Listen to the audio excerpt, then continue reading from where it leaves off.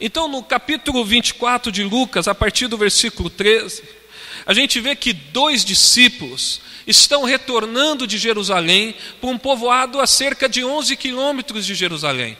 Eles estão fazendo essa jornada a pé.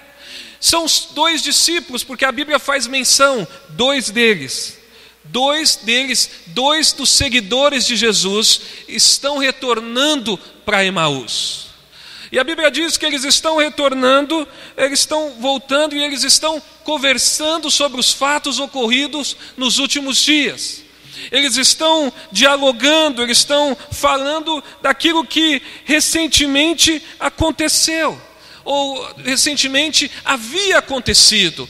O grande fato que havia agitado a nação de Israel, o grande fato que havia agitado Jerusalém. Então eles estavam falando justamente desse fato estrondoso, alarmante, que alvoroçou toda uma nação, que é justamente sobre a morte do mestre deles.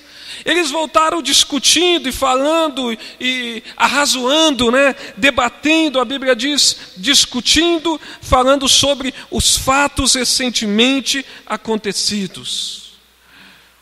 A Bíblia identifica um como Cleopas, mas não identifica o outro. Poderia ser um amigo, poderia ser a esposa, poderia ser qualquer outra pessoa. A Bíblia identifica apenas um desses discípulos. E eles estavam conversando, e quando nós paramos para imaginar essa conversa, talvez um estava falando, a gente vai perceber nos versículos mais à frente que eles estavam totalmente desapontados pelo fato de Cristo ter morrido na cruz. Eles estavam totalmente desiludidos, tristes, abatidos. Tanto é por isso, talvez seja uma das causas deles estarem voltando para esse povoado. Mas talvez em determinado momento da sua conversa, um deles estivesse defendendo o fato de que verdadeiramente Jesus era o mestre, e o outro falando, não, mas olha, a gente cria que ele viria para a redenção de Israel, mas agora está morto. E talvez em algum momento, e já é o 3º dia, e a esperança, a expectativa havia se perdido ali. E a gente percebe isso claramente no decorrer dos versículos. Mas eles estavam ali debatendo, estavam ali juntos, talvez na angústia, talvez, muito provavelmente, com certeza na tristeza, estavam ali falando, conversando, dialogando. Mas eles estavam juntos ali, voltando, percorrendo o caminho, que a Bíblia relata que era cerca de 11 quilômetros. Eu não sei se alguém aqui já percorreu 11 quilômetros, mas eu imagino que não é um trecho curto. Mas a Bíblia diz que eles estavam retornando cerca de 11 quilômetros. Mas em determinado ponto dessa caminhada, que nós não sabemos qual ponto, em qual altura dessa jornada, Jesus se aproxima diante deles. Jesus se aproxima não se revelando como ele era, não se revelando na sua exaltação, também não se revelando da maneira que ele estava antes da sua morte de Cristo, porque eles não reconhecem a Jesus. Mas Jesus, nessa jornada, nessa caminhada, se aproxima como que um desconhecido desses 2 discípulos que estão retornando para essa aldeia, lamentando, entristecido, discutindo, dialogando, e Jesus pergunta para eles o porquê da sua tristeza. Versículo 15. Enquanto trocavam ideias e discutiam, o próprio Jesus se aproximou de ambos e começou a caminhar com eles. Versículo 16. Entretanto, os olhos deles foram impedidos de reconhecê-los. Eles não conseguiram reconhecer a Cristo. Ou eles estavam com os olhos tampados para ver que verdadeiramente era Cristo que falava com eles, ou os olhos deles estava sendo totalmente controlado pelo Espírito Santo de Deus.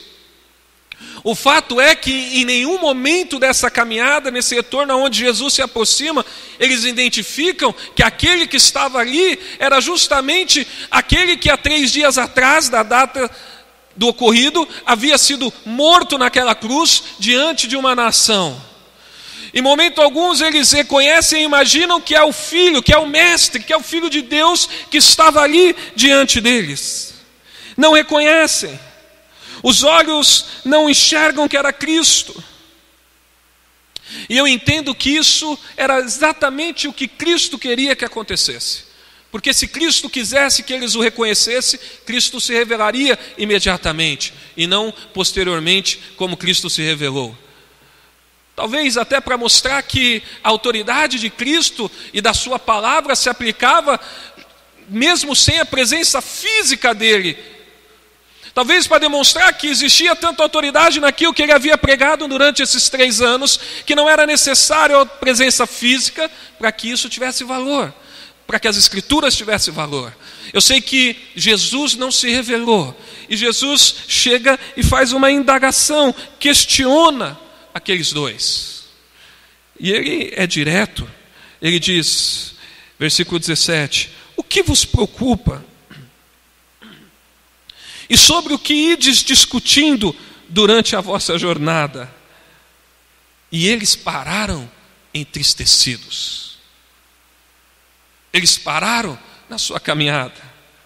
Jesus chega e fala: olha, o que está preocupando vocês? Indaga sobre a tristeza deles. Indaga sobre por que é que eles estão daquela maneira. E eles não foram mal educados, eles não foram... eles simplesmente pararam entristecidos. Porque aquilo que o entristeciam era algo notório naqueles dias. Nós sabemos que era a semana da Páscoa. E na semana da Páscoa há uma grande peregrinação de judeus em Jerusalém.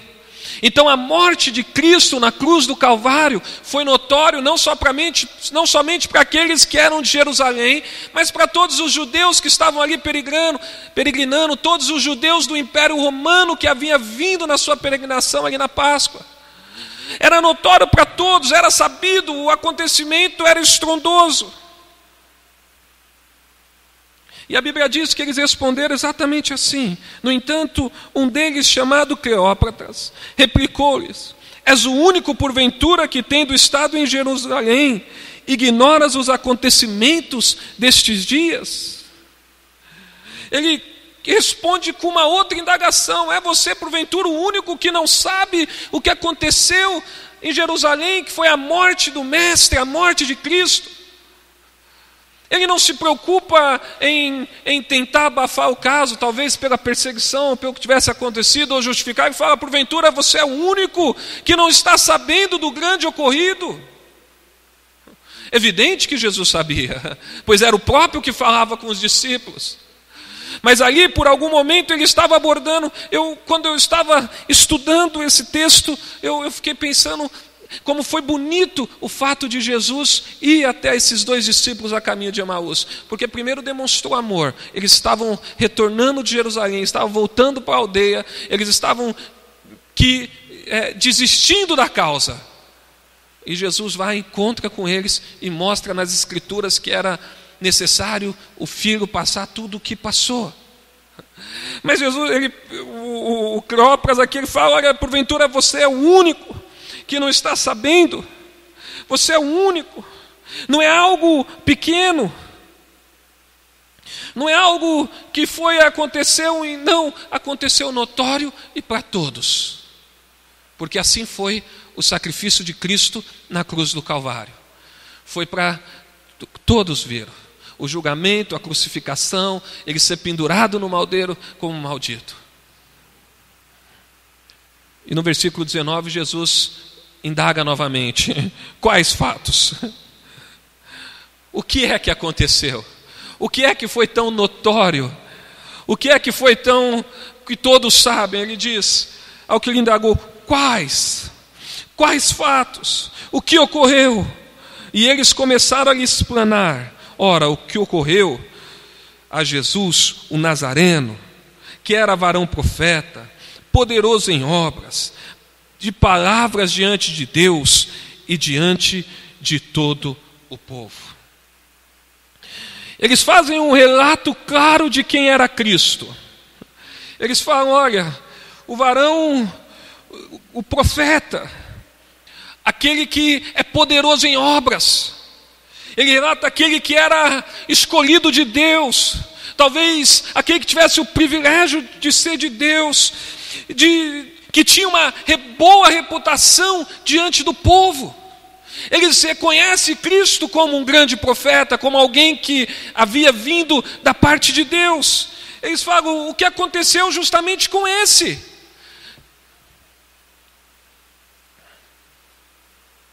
E aí no versículo 20 eles fazem uma breve explicação da crucificação de Cristo. Eles falam, como os chefes dos sacerdotes e as nossas autoridades o entregaram para ser condenado à pena de morte e a crucificaram. Eles fazem uma narrativa simples do sofrimento e da morte de Cristo. Ao mesmo tempo que eles reconhecem a grandiosidade de Cristo, eles fazem uma narrativa simples da sua morte, da sua crucificação. Eles fazem um relatório daquilo que havia acontecido, talvez de maneira bem resumida, mas eles falam a maneira que foi entregue, a maneira que foi crucificado, a maneira que foi morto. E já no versículo 21 eles colocam a sua frustração, porque aquele que havia morrido é justamente aquele em quem residia a esperança de todos os discípulos de Israel. Porque nós sabemos que Israel aguardava o Messias, mas não o Messias Cristo, não o servo, aguardava um rei político, poderoso. E aí vem um servo sofredor, conforme diz Isaías capítulo 53. Vem aquele que não veio remir Israel na maneira que Israel estava pensando, mas que veio para remir o povo da escravidão do pecado. Aquele que vinha para quebrar o jugo, e ali, assim como esses dois discípulos, a expectativa, a esperança de toda Israel estava em Cristo, pelo menos naqueles que criam. E aí ele fala no versículo 21, e nós acreditávamos em quem? Nesse profeta poderoso. Nós acreditávamos nesse que era um escolhido de Deus, esse que tinha grandes obras, esse que tinha boa reputação. Nós acreditávamos neles. Nós acreditávamos que ele havia de trazer a redenção a Israel. Mas hoje já é o terceiro dia que ele morreu e nada aconteceu. Ele fala, já é o terceiro dia e não houve a redenção. Na verdade, nós vamos ver mais para frente que esses discípulos já haviam sabido que Jesus havia ressuscitado, já havia ouvido relatos que não foram suficientes para eles crerem. Provavelmente, como eles acreditavam numa remissão de Israel, e provavelmente como os relatos que vieram era de mulheres seguidoras do Mestre, que havia falado de Cristo, mas Cristo ainda não havia aparecido, como a morte dele foi para libertar Israel, não havia mais sentido em colocar esperança. Não havia mais sentido de acreditar naquela causa. Já é o terceiro dia, nós acreditávamos que ele viria remir. Acontece que o foco deles estava errado. Assim como o foco de muitas pessoas que vêm na igreja. A nossa expectativa em Cristo é uma expectativa de vida eterna. A nossa expectativa em Cristo é uma expectativa de paz que excede todo entendimento. A nossa expectativa em Cristo é de ter uma vida após a nossa morte, uma eternidade com o Rei, uma eternidade com o Pai por intermédio de Cristo. Quando nós olhamos para esse texto, o que nós temos que extrair para esse texto é que nós não devemos estar esperando agora uma coroa de glória, como o povo de Israel achava que Jesus viria para libertar. Não, primeiro vem a coroa de espinho e só depois a coroa de glória.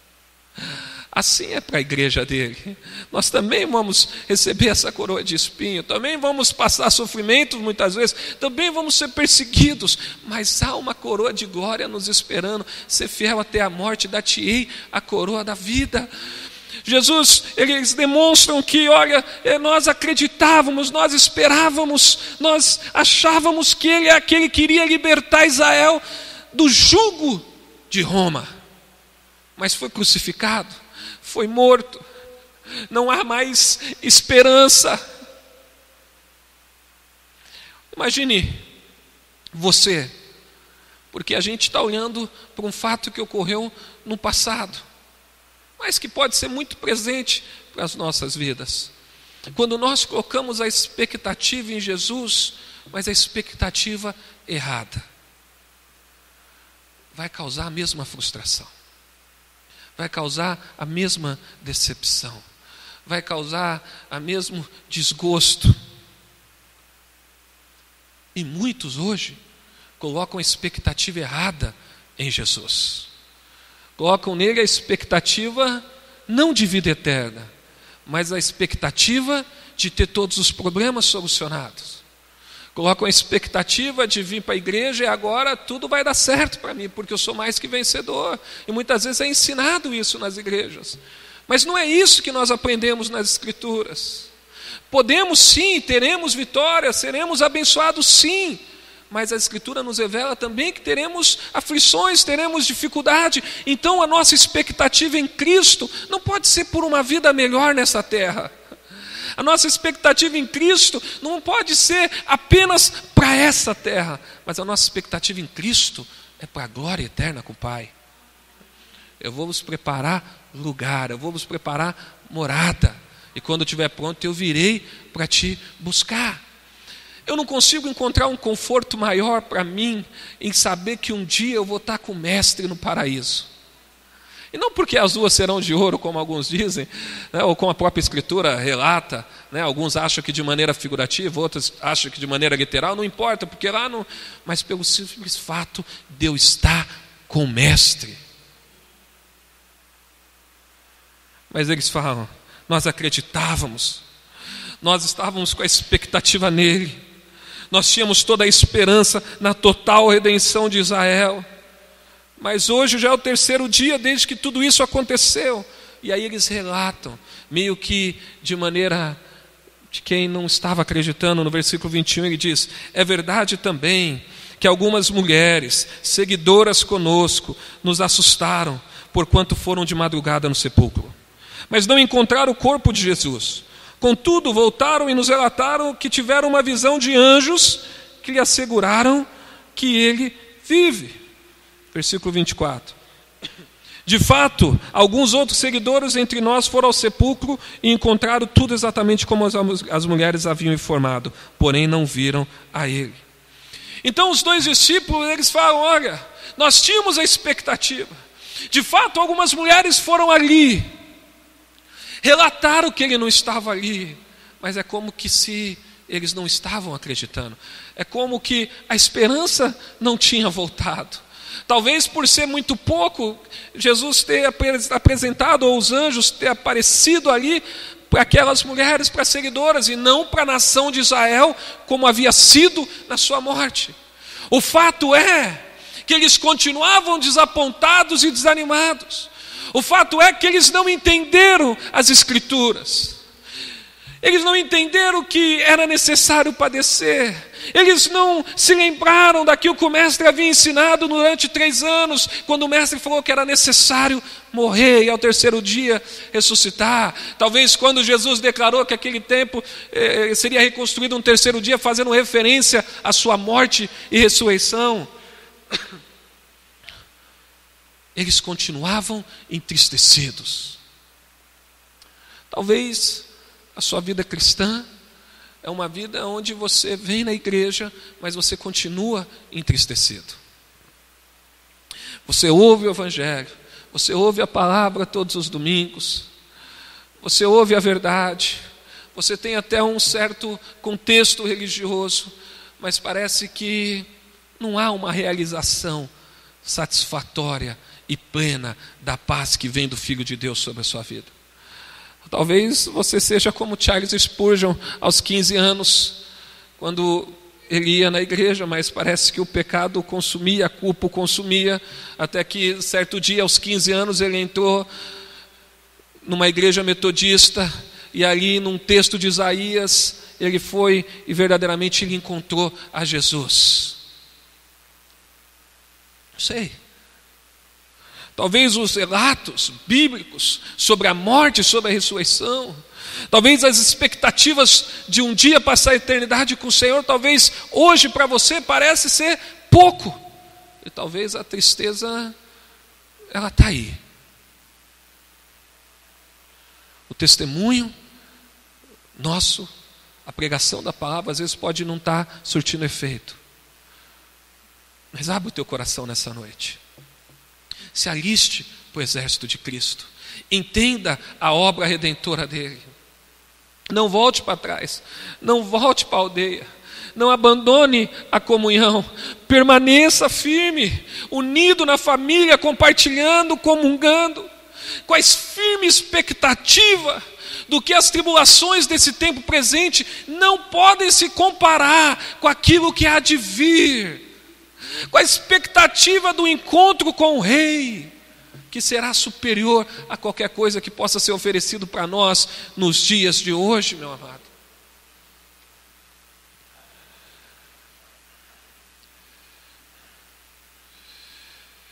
Mas não encontrar o corpo, versículo 25. Então lhes admoestou Jesus: ó tolos de entendimento e lentos de coração, para crer em tudo quanto os profetas já declararam a vós. Então Cristo, Ele repreende, Cristo, Ele censura, Ele admoesta, Ele repreende e fala: olha, ó insensatos, ó nécios, por que vocês não creram naquilo que as Escrituras já havia sido revelado do Mestre?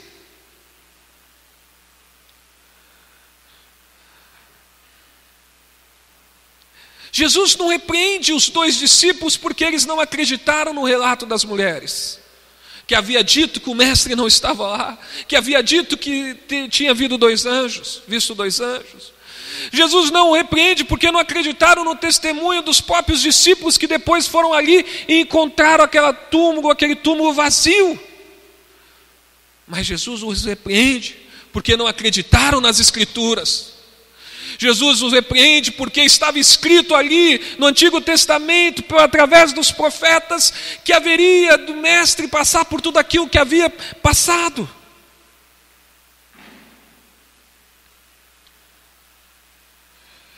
Ora, não era imprescindível que Cristo padecesse para que entrasse na sua glória.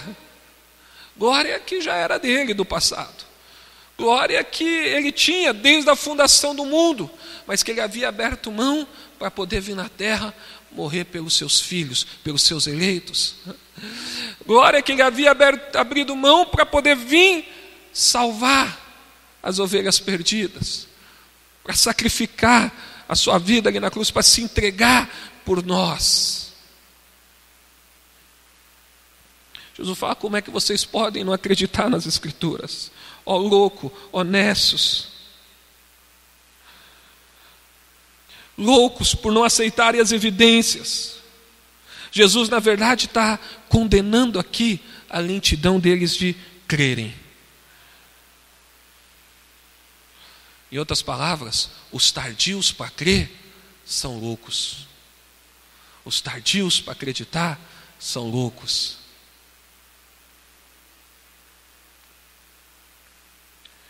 Aqueles 2 discípulos, assim como muitos hoje, estavam focados nos valores do mundo, estavam focados no poder, na política, estavam focados numa libertação grandiosa, mas estavam cegos para os valores do reino. Assim como muitos hoje estão focados para o poder, estão focados para a política, acha que a nossa conquista vai ser uma conquista política aqui nessa terra, acha que a igreja tem que ter uma representação forte. Eu não quero entrar no mérito da política aqui, mas eles estavam com foco errado, mas estavam cegos para as coisas do reino. A redenção não era do jeito que eles estavam imaginando. Na verdade, a desesperança deles, a angústia, o desapontamento, justamente era a causa da maior esperança de todos os tempos, que é a esperança de adentrar diante da presença do Rei, a esperança de ter a eternidade com Cristo, a esperança de estar onde nem olhos viram, nem ouvidos ouviram, nem jamais penetrou em coração humano o que Deus tem preparado para os seus, não aqui, não nessa terra, mas na glória do Pai, a grande esperança de receber o perdão dos pecados, a grande esperança de ser livres da ira do Deus vivo, um Deus santo e poderoso.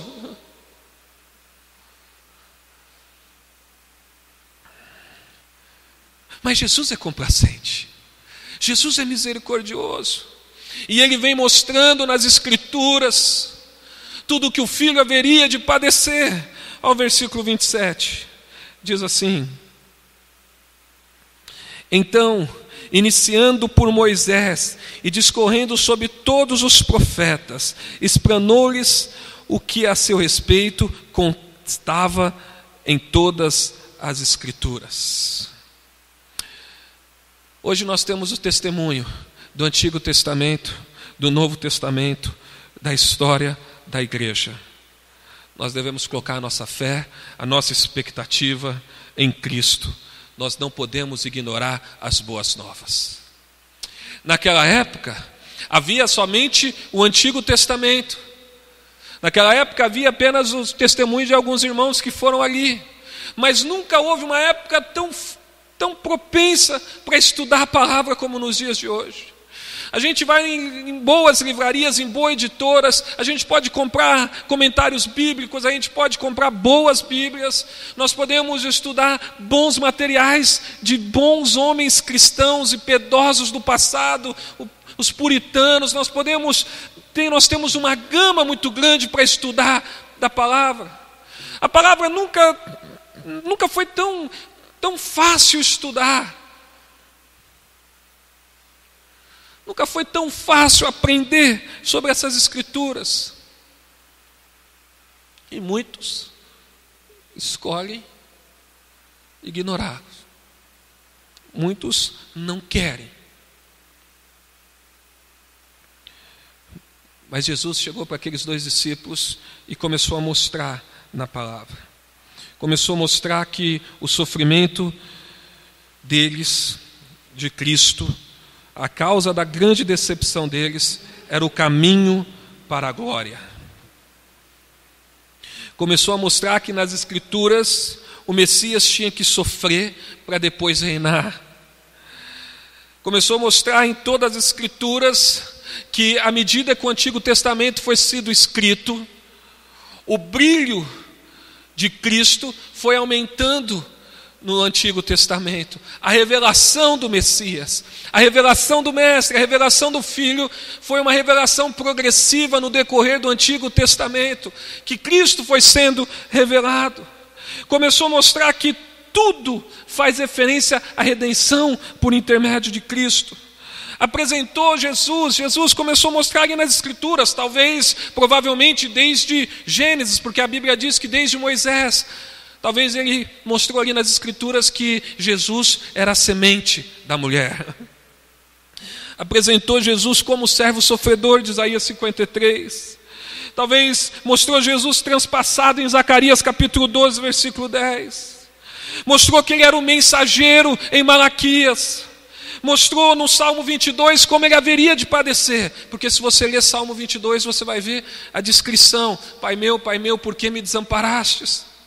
Mostrou Salmo 16 e talvez tenha mostrado um tanto de outros textos que faziam referência ao Mestre. Foi descrevendo, foi mostrando, foi expondo as Sagradas Escrituras, foi mostrando que Cristo permeia por todas as Escrituras. Provou que o sofrimento dele era o cumprimento daquilo que estava na palavra, que não era um contrassenso, que não era um paradoxo. Aliás, era um paradoxo. O sofrimento dele trazia a glória. Que o Messias seria ferido no calcanhar, mas que a serpente teria sua cabeça esmagada de uma forma que nunca mais seria restaurado. Começou a mostrar, decorrer nas Escrituras, assim como eu tento fazer nessa noite, mostrar que Cristo é a única salvação para a tua vida, meu amado. Que Cristo é a única salvação, é a única esperança, e nele deve residir toda a sua ansiedade, toda a sua expectativa, toda a sua devoção, que ele deve ser o primeiro na sua vida. Cristo não demonstrou em experiências. Cristo não demonstrou em experiências. E olha que ele podia, mas ele demonstrou nas Escrituras. Por isso que milagre não é sinal de uma igreja sadia. Martinho Lutero fala, ainda que possa chover milagres, se as Escrituras não tiverem sido pregadas como elas são, essa igreja não é verdadeira. Isso mostra que experiências que não estão de acordo com a palavra de nada servem. Isso nos ensina, mas Cristo podia ter ensinado pela experiência, mas Ele escolheu e ensinou por intermédio das Escrituras, descorrendo as Escrituras inteira, mostrando que era necessário o Filho morrer da maneira que morreu. Então, quando chega diante do povoado, no versículo 28 você vai ver isso. Jesus, ele faz menção que vai adiante. Ele não disse que iria adiante, ele faz menção que iria adiante. Então os dois discípulos o convidam para entrar na sua casa. Os dois discípulos convidam. No versículo 29 fica claro que eles insistem. Versículo 28 diz assim: ao se aproximarem do povoado para o qual se dirigiam, Jesus fez como que ia continuar a caminhada seguindo mais à frente. Porém eles muito insistiam, rogando-lhe: fique conosco, pois é tarde, o dia já está chegando ao fim. Então ele entrou para ficar com eles. Jesus foi constrangido, foi chamado, foi convidado. Quando uma pessoa é muito incisiva em nos convidar, duas coisas ocorrem. Primeiro, pode ocorrer a alegria de fato de você ir naquele lugar. Não, olha, a pessoa faz questão que eu vá. Isso traz alegria. Um segundo sentimento que traz é um constrangimento. Não tem jeito, eu vou ter que estar. Eu não sei qual foi a razão, muito provavelmente não. Jesus se alegrou, porque o desejo dele era esse. Ele fez que iria, mas ele foi convidado, foi constrangido, e ele entrou ali na casa daqueles dois discípulos. Depois de expor a palavra, depois de ensinar. E quando ele entra ali, ainda sem aqueles dois discípulos o conhecerem como o verdadeiramente ele é, ele assumiu a condição de anfitrião, porque a Bíblia diz que ele é que partiu o pão. Não sei se por um gesto comum que Jesus faria, ou pela forma que ele fez, ou talvez pela oração que ele o fez, ou simplesmente pelo fato de Deus ali abrir os olhos para que aqueles dois o reconhecessem. Naquele instante, Jesus foi reconhecido. Olha o versículo 30. E aconteceu que quando estavam reclinados ao redor da mesa, então Jesus assume a condição de anfitrião, mesmo sendo desconhecido. Tomando ele o pão, deu graças, o partiu e deu a eles. Naquele instante, os olhos deles foram abertos. Naquele momento, reconheceram que aquele que estivera todo o percurso com eles era o próprio Cristo que havia ressuscitado. O desapontamento foi embora, a angústia foi embora, e no mesmo instante acendeu a chama de proclamar a salvação. Quando Cristo ele encontra com a nossa vida, o sentimento de culpa vai embora.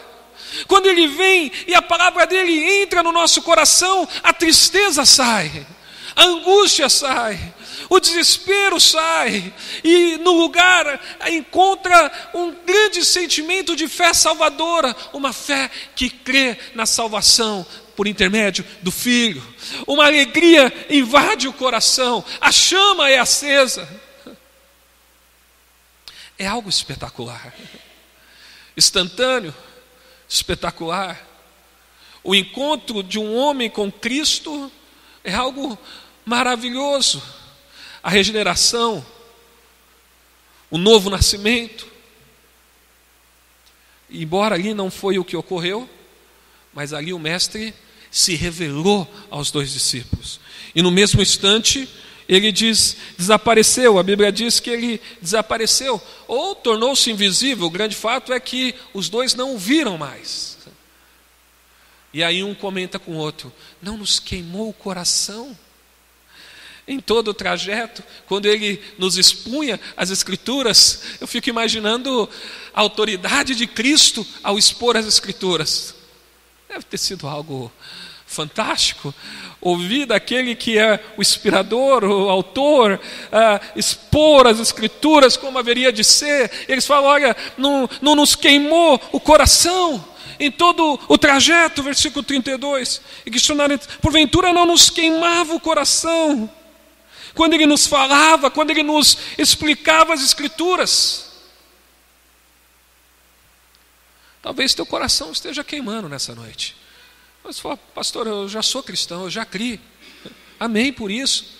Mas toda vez que um servo de Deus ouve a respeito de Cristo, o coração dele tem que queimar.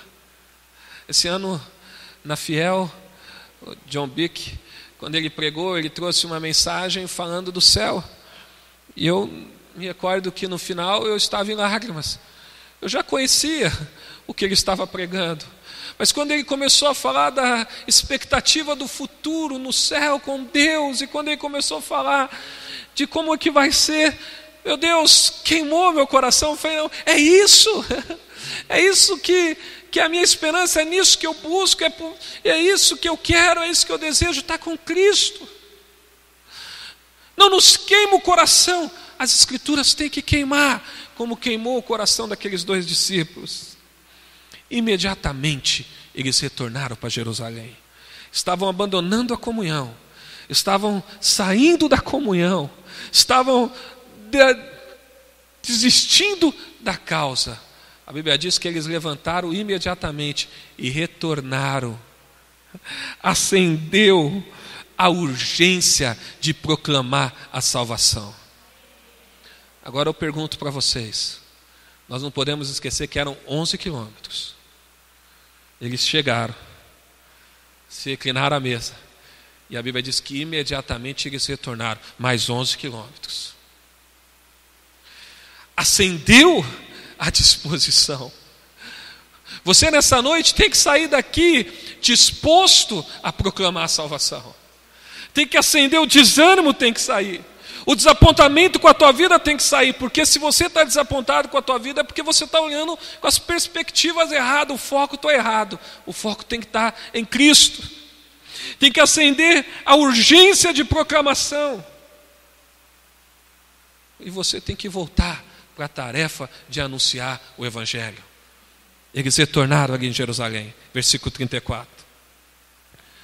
33. E na mesma hora, levantando-se, retornaram para Jerusalém, onde encontraram-se reunidos 11 e outros seguidores com eles.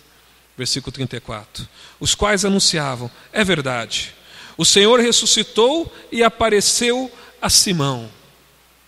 Aqui eu quero abrir mais um parênteses aqui. Se você for lá em 1 Coríntios capítulo 15, se não me falha a memória, vai estar fazendo uma referência desse aparecimento a Pedro.